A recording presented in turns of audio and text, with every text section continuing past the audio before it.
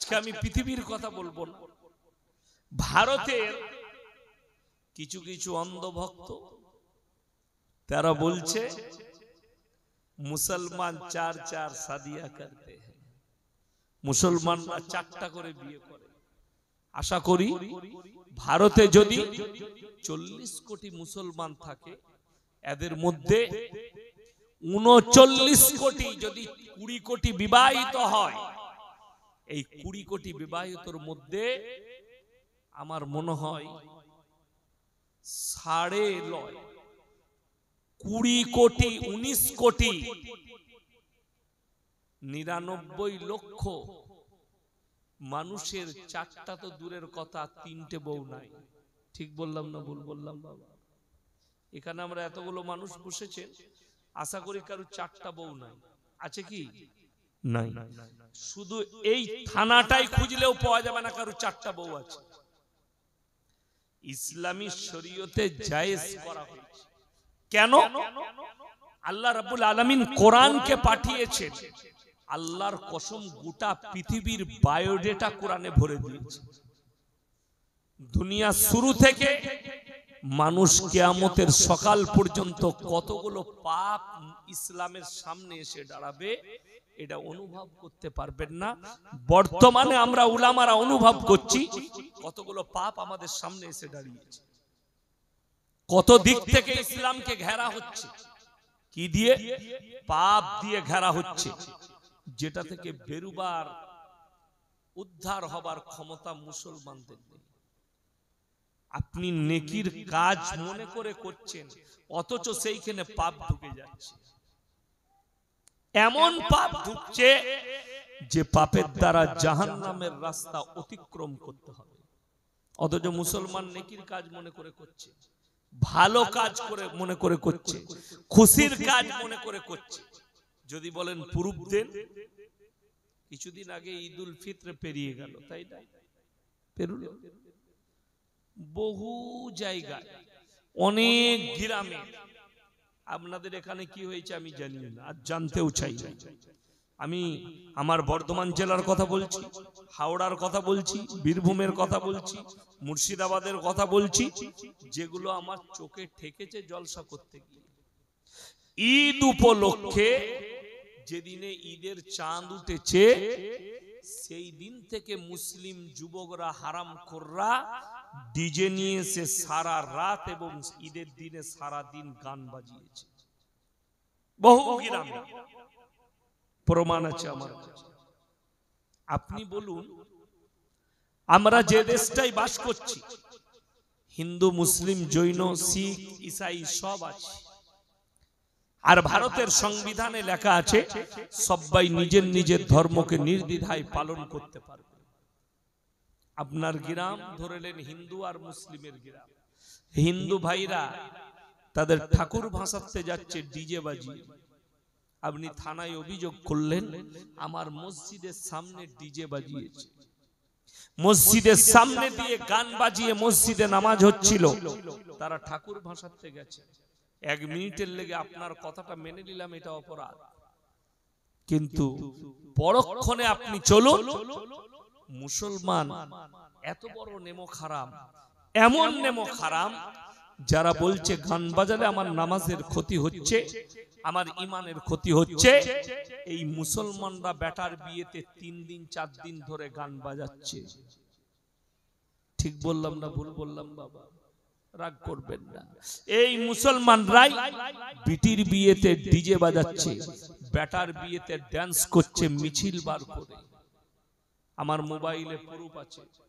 হাওড়া জেলায় 12ই রবিউল আউয়ালের নাম করে, জুলুসের নাম করে ডিজে বাজিয়ে ড্যান্স করেছে মুসলিম যুবকরা, তাদের হাতে কলমা লেখা ঝান্ডা আছে। সেই প্রোগ্রামে ফুরফুরা শরীফের একজন পীরজাদাও ছিলেন, তিনি লজ্জাবোধ করেছেন, দুঃখ প্রকাশ করেছেন। আমি যদি জানতাম তোমরা এই ধরনের পাপ করবে, আমি এই জায়গায় আসতাম না। আমি হাওড়া জেলার বাগনানে এক জলসায় বললাম যে এই জুলুস বার করা হারাম শরীয়তে, 4-5টা অন্ধভক্ত লোক উঠে এসে আমাকে প্রশ্ন করলো, হুজুর কোরআন হাদিসে কোথায় নিষেধ আছে প্রমাণ দেন। আমি বললাম ভাই আমার কাছে প্রমাণ নেই। তাইলে আপনি হারাম বললেন কেন? আমি তাকে বললাম কেন বলেছি এই উত্তর আমি তোমার কাছ থেকেই নেব, তোমাকেই দেব। তুমি বসো চুপ করে তোমরা, আমি উত্তর তোমাদের কাছ থেকেই নেব। আমি পরক্ষণে জিজ্ঞেস করলাম, আজকে তোমরা এশার ফরজ নামাজ ক রাকাত পড়েছো? বললে হুজুর 4 রাকাত। আমি বললাম আমি ইয়াসিন বলে যাচ্ছি, কাল থেকে 6 রাকাত পড়বে। আমার কাছে কি চাইবে তুমি? আপনারা কি চাইবেন? আমি যদি বলি 6 রাকাত পড়বে, কথা বলে না, কি চাইবেন? প্রমাণ চাইবেন, দলিল দেন কোরআন হাদিসের, কেন আমি কাল থেকে 6 রাকাত পড়ব। আর আমি যদি ঘুরিয়ে আপনাকে বলি যে তুমি প্রমাণ দাও 6 রাকাত পড়া যাবে না, কোথায় লেখা আছে হাদিসে কোরআনে? আপনি খুঁজে পাবেন? পৃথিবীর কোন মৌলবি খুঁজে পাবে? পাবেন। এই যে জায়গাটাই জলসা করছি, আমি যদি বলি এই জায়গাটা আমার বাপের, আপনারা কি চাইবেন? দলিল। যার জায়গা সে বলবে দলিল দাও। আর আমি যদি বলি আমার বাপের নয়, ওই দলিলটা দেখাও, দলিল আর খুঁজে পাবে? আমাকে পাগলখানায় ভরবে না? ভরবে না? লোকে আমাকে পাগল বলবে। তো যখন বলছি জায়গাটা আমার, যখন তুমি বলেছো ডিজে বাজিয়ে জুলুস বার করা যাবে, প্রমাণ তোমাকে দিতে হবে, আমি দেব না।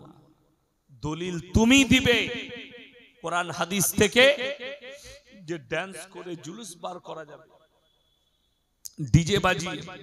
আপনারা বলুন ইসলামী শরীয়তে গান বাজনা কি? কথা বলে না? হারাম। তো যদি হারাম হয়, মুসলিম যুবক জুলুস বার করে হিন্দি গান চাপালে ওটা কি করে জায়েজ হবে নবীজির নাম করে? বিবেককে জিজ্ঞেস করুন। শুধু বয়ান শুনে দূর থেকে গালি দিলে হবে না, তার ভিতে যেতে হবে, ভেতরে যেতে হবে, তার ভেতরে ঢুকতে হবে, বয়ানের ভেতরে। মোবাইলে বয়ান শুনলেন ইয়াসিন সাহেবের, কে কোন ইউটিউবার কেটে কুটে দিয়ে দিয়েছে, তুমি গালি দিয়ে দিলে, কিন্তু পুরো বক্তব্য তোমার কাছে নাই, তুমি গালি দিও না। তার ভিতে যাও, ভেতরে প্রবেশ করো। আপনাদের অনেকে জানা নেই, পশ্চিম বাংলার মানুষ, এই 24 পরগনা, হাওড়া, হুগলির মানুষ, এরা যদি সত্যিকারী দাদা হুজুর পীর কেবলা রহমতুল্লাহ আলাইকে মহব্বত করত, তিনার ওসিয়তনামা মেনে নিত, তোমাদের জীবনে বিপদ আসার কোনো আশঙ্কাই থাকতো না। জুবান এক, আমল আর এক। মুখে বলছে দাদা হুজুর পীর কেবলা রহমতুল্লাহ আলাইকে ভালোবাসি, কিন্তু তার ব্যবহার, তার চলাফেরা, তার আখলাক দাদা হুজুরের থেকে, তার থেকে বড় দুশ্মন দাদা হুজুরের আর কেউ নেই। আমি ওটা প্রমাণ দিয়েছি, কালকেও ছিলাম 24 পরগনায় দক্ষিণে। আমি বলেছি বাবা, দাদা হুজুর পীর কেবলা রহমতুল্লাহ আলাইহির ওসিয়তনামায় লেখা আছে মেয়েদের মাজারে যাওয়া হারাম।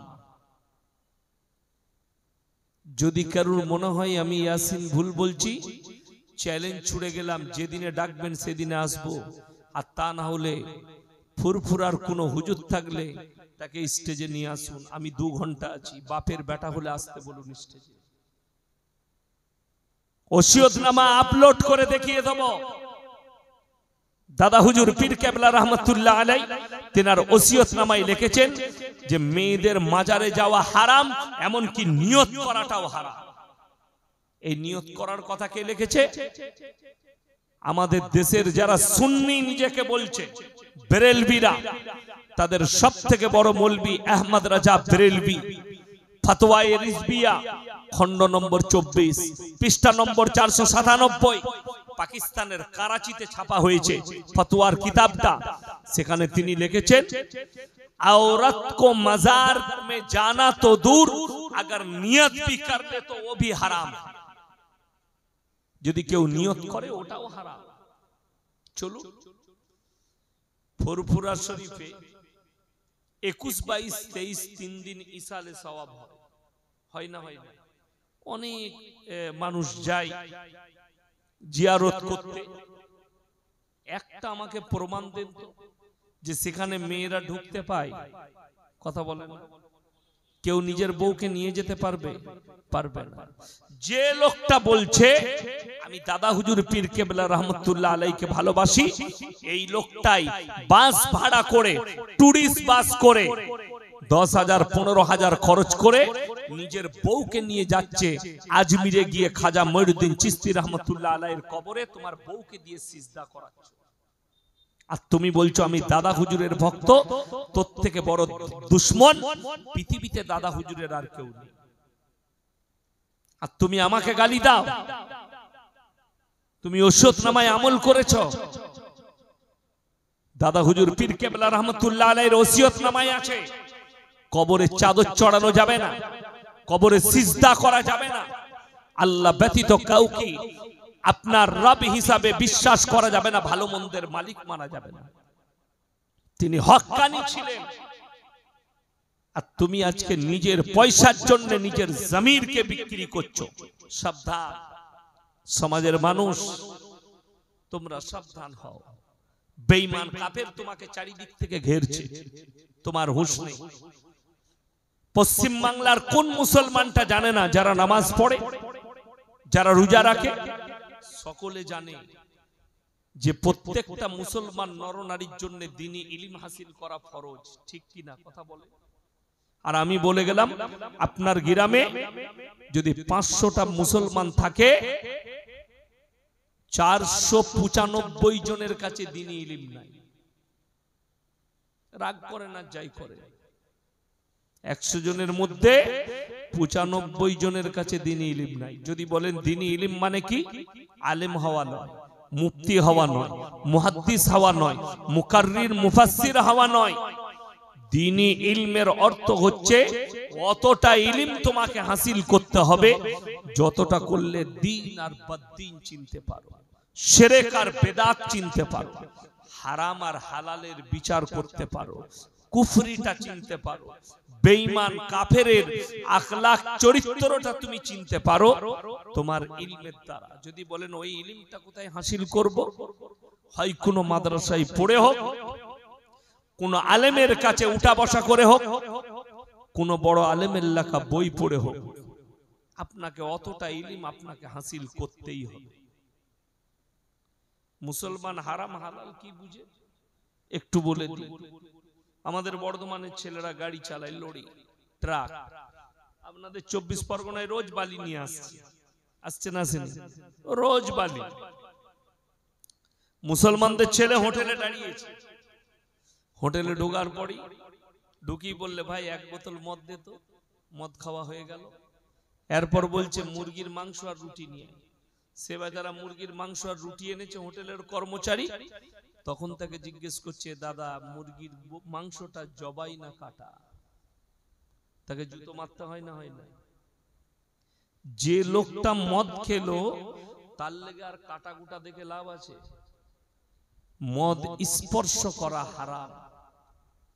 আল্লাহ স্পষ্ট বলেছেন কোরআনে, মদ স্পর্শ করা তোমাদের জন্য হারাম। আপনি এটা ভাববেন না হুজুররা এসছে বর্ধমান থেকে ইয়াসিন সাহেবকে এনেছি, দোয়া করবে, আমরা হাত তুলে আমিন বলবো, দোয়া কবুল হয়ে যাবে। দোয়া কবুল করার জন্য আল্লাহ যে শর্তটা রেখেছেন কোরআনে, সেটা হচ্ছে হালাল খাবার। যারা হালাল খাবে না তাদের দোয়াকে কবুল আল্লাহ করবেন না। নবীজির হাদিস, হালাল মাল খেলে তবে তোমাদের দোয়া কবুল হবে। মুসলমান তো হারাম হালালটাই চিনে না। আপনি যদি সকালবেলায় উঠে কলকাতায় যান, নিউ টাউনে যান, রাজারহাট বাজারে যান, কোন অপরিচিত হোটেলে খেতে গেলে আপনাকে জিজ্ঞেস করতে হবে না হবে না মুরগিটা জবাই না কাটা? করতে হবে। কেন? আপনার জন্য শর্ত হচ্ছে হালাল খাবার। কোরআন খুলুন, আপনাকে বুঝাবো। সকালবেলায় উঠে আপনি বাজারে গেলেন, রাত্রে আমাদের গ্রামে জলসা হয়েছে, ইয়াসিন ভাই এসেছিল, বলেছে যে জবাই করা মাংস খাবে, আপনি চলে গিয়ে বাজারে বলছেন 1 কিলো জবাই করা মাংস দে, কিনছেন জবাই করা মাংস, টাকাটা কিন্তু সুদের টাকা, সেই একই মাল দাঁড়িয়ে গেল। কথাটা বুঝতে পারলাম? যেমন মদ খেয়ে জবাই করা মাংস চাওয়া, ওই রকমই সুদ খেয়ে জবাই করা মাংস চাওয়া, দুটোই একই ব্যাপার। যদি বলেন হুজুর সুদ কি? ওয়াহাল্লাল্লাহুল বাইয়া ওয়া হাররামার রিবা, হে আমার নবী তোমাদের জন্য সুদকে হারাম করেছি এবং ব্যবসাকে হালাল করেছি। কোরআন, ব্যবসা হালাল, সুদ হারাম। আমার নবী বিশ্ব নবী বললেন, হে আমার সাহাবীরা শোনো, কেউ যদি 1 টাকা সুদ খায় নিজের মায়ের সঙ্গে 36 বার জিনা করার সমান পাপ হবে। নবীজির হাদিস, মায়ের সঙ্গে 36 বার জিনা করার সমান পাপ হবে কেউ যদি 1 টাকা সুদ খায়। আপনি বলুন বর্তমানে মুসলমান সুদ খায় না? খায় না, খাচ্ছে। সে কি জানে না সুদ খাওয়া হারাম?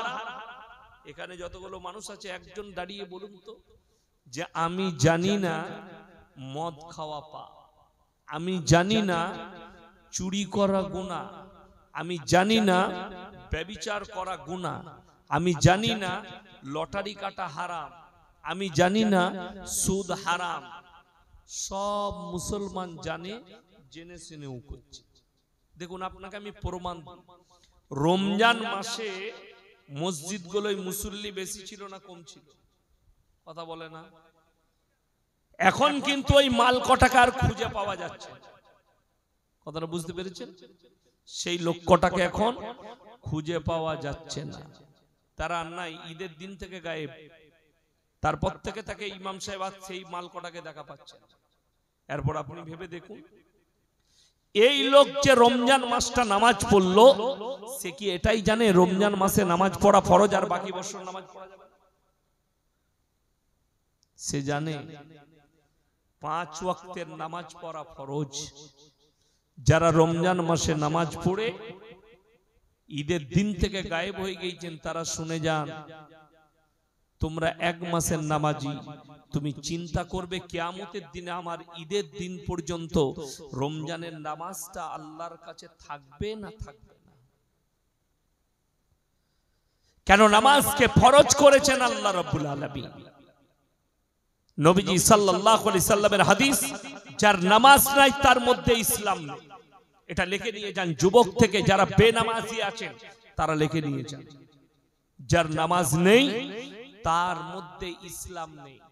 আর যারা ধান্দা জুড়েছে, বছরে একটা করে জলসা দেবো, হুজুররা আসবে, দোয়া করবে, জান্নাত, যত রকমের পাপ করি, যাই করি নাই করি, কোন রকমের কোনো অসুবিধা নেই। কেন? জলসা যখন হয়েছে, হুজুর যখন দোয়া করছে, বাস আমরা কামিয়াব। তুমি তো দূরের কথা, আজকে মুসলমান নামাজ পড়ে না কেন? রোজা রাখে না কেন? মুসলমান পাপে কেন লিপ্ত? এদের একটা ভরসা এসেছে যে যা করবি কর, যত রকমের পাপ করবি করো, কিন্তু নিশ্চয় হুজুররা মিলাদ পড়াবে, মিলাদ পড়িয়ে আমাদেরকে জান্নাতে দিবে। তোমার হুজুরও মার খাবে আর তুমিও মার খাবে, এটা মাথায় রাখো। ইয়াসিন রেহাই পাবে না। আপনারা বলছেন আমার মতো 100টা মৌলবি ধরা পড়বে কিয়ামতের দিনে, 100টা হুজুর ধরা পড়বে। সমাজের সঙ্গে প্রতারণা করেছো, প্রবঞ্চনা করেছো। কেন জানেন? কিয়ামতের দিনে নবীজি সাল্লাল্লাহু আলাইহি সাল্লামের হাদিস এবং কোরআনেও আল্লাহ বলেছেন, এক শ্রেণীর হুজুর দিকে আটকানো হবে কিয়ামতের দিনে, তারাই হবে সর্বপ্রথম জাহান্নামের খোরা। তারা কারা? কোরআন খুলেন, কোন হুজুর দিকে আল্লাহ আটকাবেন? ইন্নাল্লাযীনা ইয়াকতুমুনা মা আনজালাল্লাহু মিনাল কিতাব ويشترون به ثمنا قليلا أولئك ما يأكلون في بطونهم إلا النار ولا يكلمهم الله يوم القيامة ولا يزكيهم ولهم عذاب أليم হে আমার নবী পৃথিবীর মানুষকে বলে দাও তোমাদের মধ্যে এমন কিছু হুজুর থাকবে যারা আমার কোরআনের আয়াতকে লুকিয়ে দিবে নিজেদের পেট ভরাবার জন্য। আমি আল্লাহ রাব্বুল আলামিন বলে দিচ্ছি তারা নিজেদের পেটেতে আগুন ছাড়া আর কিছু ভরে না। কিয়ামতের দিনে আমি আল্লাহ তাদেরকে কঠিন আযাবে মুবতালা করে দেব, কঠিন আযাবে মুবতালা করব।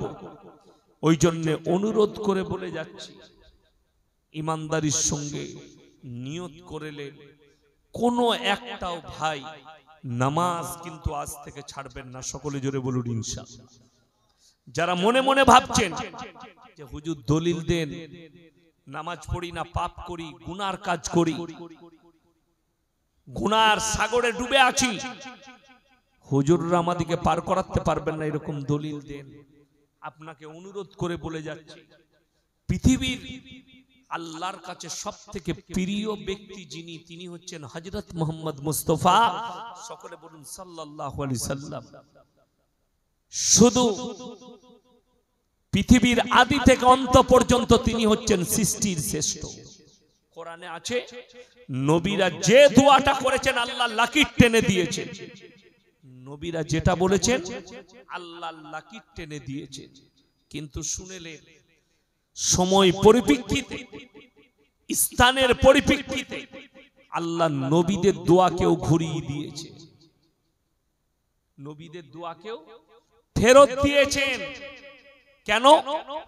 যখনই আল্লাহ দেখেছেন এই দোয়াটা আমার বিপক্ষে যাচ্ছে, আমার দুশ্মনের পক্ষে যাচ্ছে, আল্লাহ তখন সেই রাসূলের সেই নবীর দোয়াকে আল্লাহ ঘুরিয়েছে। দলিল বুখারী শরীফের রওয়ায়েতে আছে আল্লাহর হাবিব সাল্লাল্লাহু আলাইহি ওয়াসাল্লাম তিনার কাছে খবর এলো, ইয়া রাসূলুল্লাহ, ইয়া হাবিবাল্লাহ, আপনার চাচা যান যেন অসুস্থ অবস্থায় আছেন, যে কোনো সময় মারা যেতে পারেন। নবীজি ছুটলেন চাচার,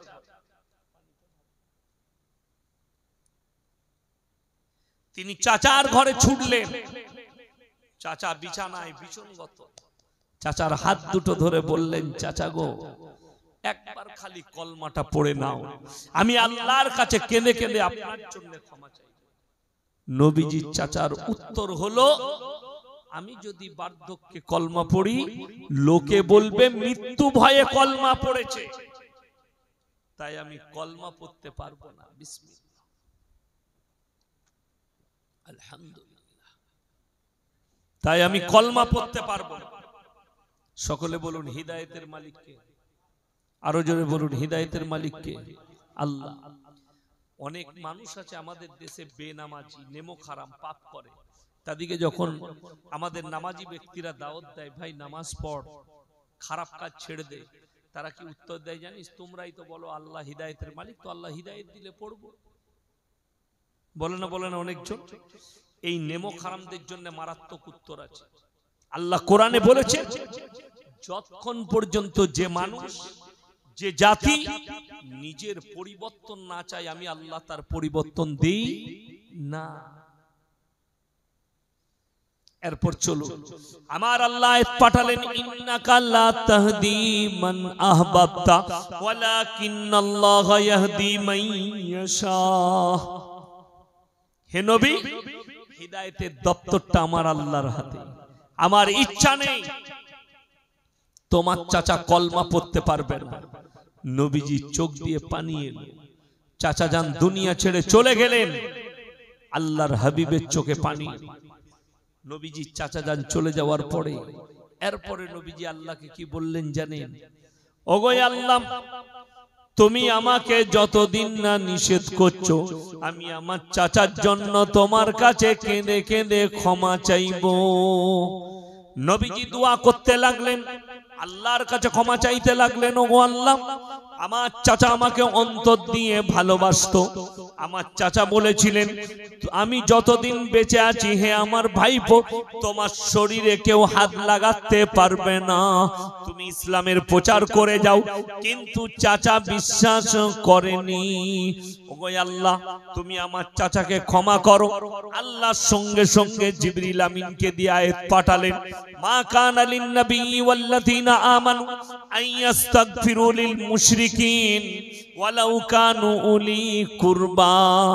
হে আমার নবী এবং মুমিনরা শোনো, এখানে আল্লাহ শুধু নবীকে নসিহত করেননি, নবী এবং মুমিনরা শোনো, যারা মুশরিক হয়ে বেঈমান কাফের হয়ে বদ্দিন হয়ে মারা গেছে তাদের জন্য তোমরা দোয়া করতে পাবে না, যদিও তারা তোমাদের নিকটতম আত্মীয় হয়।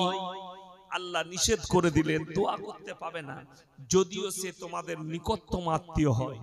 আপনার ছেলে পুরো জীবন মদের ভাটিতে কাটিয়ে দিল জীবনটা, আপনি বলছেন হুজুরকে দাওয়াত দিয়ে জান্নাতে দেব। আপনি তাহাজ্জুদ গুজার লোক, দোয়া করে জান্নাতে পাঠাবেন, সেই দলিলটাও দেব কে কার কতটা উপকারে আসতে পারে। চলুন, এটা এক নম্বর জিনার কথা বললাম। তিনি হচ্ছেন ইমামুল আম্বিয়া হযরতে মুহাম্মদ মুস্তাফা, সকলে বলুন সাল্লাল্লাহু আলাইহি ওয়াসাল্লাম। পৃথিবীর অনেক লোকের মানুষের কনফিউজ, নবীজি কি করে ইমামুল আম্বিয়া হলেন? ইমামুল আম্বিয়ার অর্থ হচ্ছে সমস্ত নবীদের ইমাম, সমস্ত নবীদের ইমাম। আল্লাহ যতগুলো নবী পয়গম্বর পাঠিয়েছিলেন তাদের সকলের ইমাম। আচ্ছা আপনারা বলুন তো, নবীজি সাল্লাল্লাহু আলাইহি সাল্লাম যখন দুনিয়াতে ছিলেন আর কোন নবী ছিলেন? কথা বলে না, কোন নবী তো বেঁচে ছিলেন না। তাহলে দুনিয়াতে যখন কোন নবী নেই, তাহলে নবীজি ইমামুল আম্বিয়া হলেন কি করে? এই জায়গাটা, এই ইতিহাসটা বার করলেই মুসলমানদের নাতাটা জুড়ে যাবে আল আকসা মসজিদের সাথে। কোরআনে আছে, সুবহানাল্লাযী আসরা বিআবদিহি লাইলাম মিনাল মাসজিদিল হারাম ইলাল মাসজিদিল আকসাল্লাযী বারাকনা হাওলাহু লিনুরিয়াহু মিন আয়াতিনা ইন্নাহু হুয়াস সামিউল বাসীর। আল্লাহর হাবিবকে নিজের পেছন থেকে তুলে জিবরিল আমিন মসজিদে হারামে নিয়ে গেলেন। কোন রাত্রিতে? মেরাজের রাত্রিতে। মেরাজের রাত্রিটা সশরীরে ঘটানো হয়েছিল, স্বপনের যুগে নয়, সশরীরে। ওইখান থেকে আল্লাহ রাব্বুল আলামিন আবার হুকুম দিলেন মসজিদ আকসা। আপনারা যেটা মোবাইলে দেখছেন, ফটোতে দেখেন, আল আকসা একটা গোল্ডেন কালারের গম্বুজ আছে, আছে না? পৃথিবীকে ধোঁকা দিতে চাইছে ইসরায়েল এবং আমেরিকা। তাদের ধোঁকাটা কি? পৃথিবীর মুসলমানরা যেন মনে করে এই গোল্ডেন কালারের টেম্পলটাই হচ্ছে আল আকসা মসজিদ, কিন্তু ওটা অরিজিনাল আল আকসা নয়। ওটা কোন জায়গাটা? যেখানে পা দিয়ে নবীজি সাল্লাল্লাহু আলাইহি সাল্লাম বোরাকে চেপেছিলেন, ওটাই হচ্ছে ওই গোল্ডেন কালারের টেম্পলটা। ওই জায়গায় পা রেখে আল্লাহর রাসূল সাল্লাল্লাহু আলাইহি সাল্লাম ভ্রমণ করেছিলেন বোরাকের উপরে, ওইখানেই বোরাকটা পাঠানো হয়েছিল। যখন আল আকসা চত্বরে নবীজি পৌঁছালেন, আল আকসা মসজিদে, রিওয়ায়েতে আছে নবীজি 2 রাকাত নামাজের ইমামতি করলেন এবং সমস্ত নবী আম্বিয়া ইকরাম নবীজির পেছনে মুক্তাদি হলেন। জোরে একবার বলুন সুবহানাল্লাহ। নবীজির পেছনে সমস্ত নবীরা মুক্তাদি, আর আল্লাহর হাবিব সাল্লাল্লাহু আলাইহি সাল্লাম হচ্ছেন ইমাম, আর মসজিদটা হচ্ছে আল আকসা মসজিদ। 2 রাকাত নামাজ পড়ালেন, তারপরে তিনি ওই গোল্ডেন কালারের টেম্পলটাই বোরাক পাঠানো হলো। নবীজি ওইখান থেকে ভ্রমণ শুরু করলেন।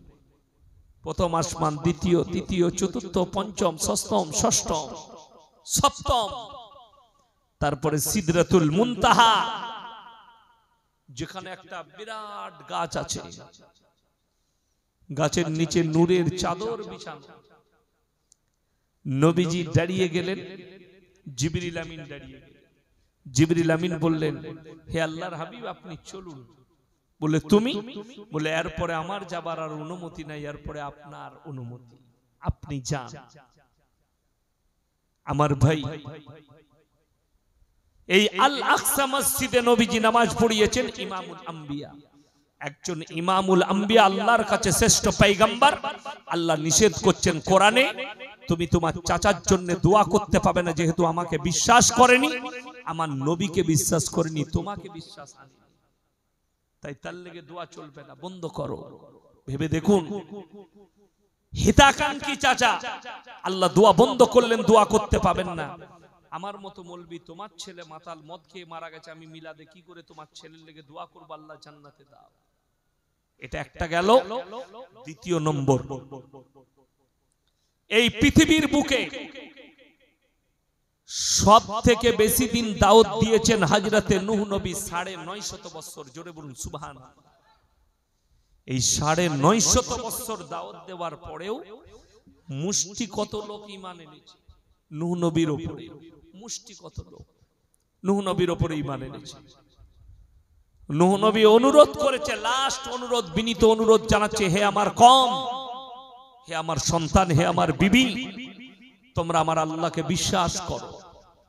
তোমরা যাদের উপাসনা করছো, অনেকে জানে না, আমাদের দেশে একজন বাবা বেরিয়েছে, সুন্দর দেখতে, পাখান্ডি বাবা, তার নাম হচ্ছে বাগেশ্বর ধাম বাবা।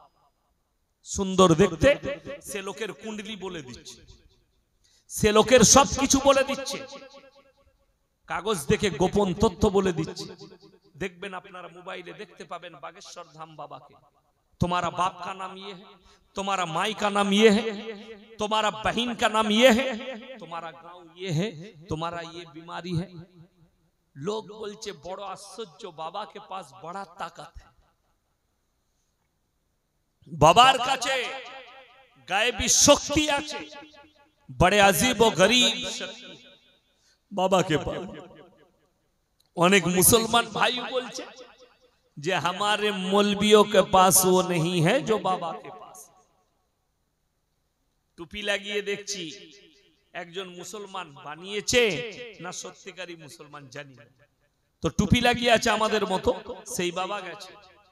তো বাবা বাবাকে জিজ্ঞেস করছে, बाबा मैं मुसलमान, जरा हमारा कुंडली बता दो, हम आप पे विश्वास करते हैं। আমার মুসলমান ভাই যদি এই ধরনের আশ্চর্য জিনিস কারো কাছ থেকে দেখেন, আমি এর নাম দিয়েছি ছোটে দাজ্জাল।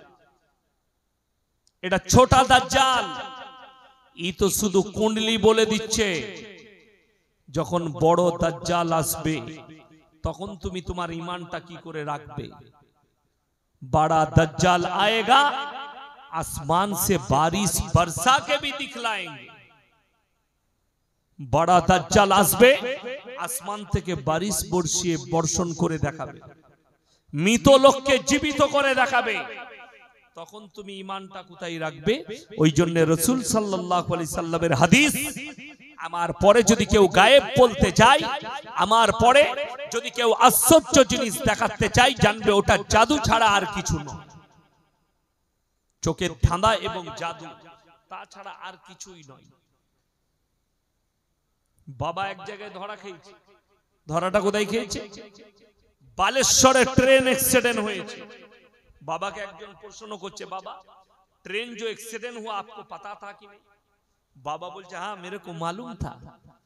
तो सबसे बड़ा क्रिमिनल तो बाबा हुआ, इनको तो जेल में डालनी चाहिए, इतने लोगों की जान चली गई। बाबा अगर हम आप बता देते कि बालेश्वर में एक्सीडेंट होने वाला है तो दोनों ट्रेन को रोक दिया जाता और इतने लोगों को जान भी बच जाती। বড় কষ্ট লাগে, মানুষ এগুলোকে আশ্চর্য জিনিস মনে করে বিশ্বাস করে নেয়। আপনারা সকলকে অনুরোধ করছি, আল্লাহর উপরে সবাই বিশ্বাস রাখবো, সকলে জোরে বলুন ইনশাআল্লাহ। ঈমানটা কোন জায়গায় গিয়ে ধ্বংস করে দিবেন না কোন আশ্চর্য কিছু দেখে। বীরভূম ডিস্ট্রিক্টের মোড়ারয় মহেশপুর বলে একটা জায়গা আছে, সেখানে একজন আদিবাসীদের লোক, আদিবাসীদের লোক, সেই লোকের কাছে বলছে যেই যাচ্ছে তার রোগ ভালো হয়ে যায়। কি করছে সে? ঝাড়ফুঁক করছে, অন্য কিছু করছে, রোগ ভালো হচ্ছে। বলে ক্যান্সার ভালো হচ্ছে, টিউমার ভালো হচ্ছে। আমরা যতগুলো মুসলমান যাবে সবারই ঈমান ধ্বংস হবে, সবারই ঈমান ধ্বংস হবে। এরকম বহু জায়গায় বহু রকম আছে। আমাদের এলাকার অনেক মেয়েরা গাড়ি ভাড়া করে যাচ্ছে, চল মুরারয়ে যায়, বীরভূমে মহেশপুরে গিয়ে তার কাছে গিয়ে বলছে টিউমার ভালো হয়েছে, দেওয়ার পর সে বায়োকনিক একটা ওষুধ ব্যবহার করছে, যেটার দ্বারা 24 ঘন্টা 3 দিন 4 দিন 10 দিন মনে হচ্ছে আমি ভালো আছি, তারপরে ডাক্তারের কাছে আছে বলছে মাল তোমার ভেতরেই আছে, মাল তোমার ভেতরেই আছে, ওটা অপারেশন ছাড়া উপায় নাই। ধোঁকা, প্রতারণা, প্রবঞ্চনা, এরকম কত লোক যে ধোঁকা দিচ্ছে আল্লাহ ছাড়া কেউ জানে না, কত ধোঁকাবাজ। চলুন, নূহ নবী অনুরোধ করলে আমি তোমাদের কাছে বিনীত অনুরোধ জানাচ্ছি, আমার আল্লাহকে বিশ্বাস করো। আর এই পাখান্ডি বাবা বলেছিল, বাবাকে জিজ্ঞেস করা হচ্ছে দুনিয়া কি সবচেয়ে পুরানা ধর্ম কোন সা है? বাবা উত্তর দিলে কি सबसे पुराना धर्म तो सनातन धर्म है, 5000 साल पुराना धर्म। আমরা ইসলামের ইতিহাস থেকে পাই নূহ নবী জামানা আজ থেকে 5000 বছর আগেকার জামানা, জোরে বলুন সুবহানাল্লাহ। এবং এই মূর্তি পূজা, বুত পূজা, বুত পারস্ত শুরু হয়েছে নূহ নবী জামানা থেকে। নূহ নবী জামানা থেকেই এই মূর্তির উপাসনা শুরু হয়েছে। কোরআনে এবং হাদিসের ব্যাখ্যা বিশ্লেষণ, কোরআনের তাফসীর থেকে বোঝা যায় আল্লাহ ব্যতীত অপরের উপাসনা নূহ নবীর জামানা থেকে শুরু হয়েছে। নূহ নবী অনুরোধ করেছে। আমাদের দেশের দেখবেন অনেক বক্তা আছে, আপনি পাবেন, হ্যাঁ, চতুর্বেদী, পঞ্চম বেদী, ষষ্ঠম বেদী বক্তা। আমি মুর্শিদাবাদে এক জায়গায় জলসা করছি, তো একজন এরকম বক্তা, হাওড়া আইনা 24 পরগনায় কোন জায়গায় বাড়ি, তিনি বয়ান করছেন স্টেজে, আমি মসজিদে শুয়ে আছি। আমার ভাইয়েরা, ভগবান গড ঈশ্বর আল্লাহ সব এক। ভারতে আমরা কেউ মুসলমান ছিলাম না, সব হিন্দু থেকে আমরা কলমা পড়ে মুসলমান হয়েছি। কোথায় পেলি বলে ও জানি না, কোথায় শুনেছে বয়ান করে দিলে, আমি তাকে স্টেজে ধরেছি, বসুন এখানে। বললে কেন? আপনি চলে যাবেন। আমি বললাম আল্লাহ শব্দের স্ত্রীলিঙ্গ কি আছে বলুন। বললে হুজুর জানি না। আর না জেনে কথা বলো না, ইলম হাসিল করবে দিয়ে কথা বলবে, জ্ঞান অর্জন করবে, কোরআন হাদিসের জ্ঞান অর্জন করবে, তারপরে বক্তব্য দিবে। তা না হলে নামাজ রোজার কথা বলে তোমরা ছেড়ে দাও, যদি তোমার জ্ঞান না থাকে। যেমন আপনাকে বলে দিই, যারা মনে করছে ভগবান গড ঈশ্বর আল্লাহ এক, এটা ভুল কথা, রং। আল্লাহর কসম করে বলছি, কিয়ামতের সকাল পর্যন্ত সময় রইল, যে মৌলবীরা এই বক্তব্য দিচ্ছে তাদেরকে বলছি কিয়ামতের সকাল পর্যন্ত হাদিস কোরআন ঘেটে একটা জায়গায় বার করে দাও ভগবান শব্দ, ঈশ্বর শব্দ, গড শব্দ, আল্লাহ, আল্লাহ ছাড়া অন্য কোন শব্দ। আল্লাহ শব্দের স্ত্রীলিঙ্গ আছে? আল্লাহ শব্দের স্ত্রীলিঙ্গ নেই। ভগবানের স্ত্রীলিঙ্গ আছে ভগবতী, ঈশ্বরের ঈশ্বরী, গডের গডই, কিন্তু আল্লাহ শব্দের স্ত্রীলিঙ্গ নেই। আল্লাহর গুণবাচক যত নাম আছে তারও কোনো স্ত্রীলিঙ্গ নেই। জোরে একবার বলুন না সুবহানাল্লাহ। আল্লাহ এক এবং অদ্বিতীয়, এক এবং অদ্বিতীয়। বিশ্বাস করুন, কোরআনকে জিজ্ঞেস করুন, বুঝতে পারবেন।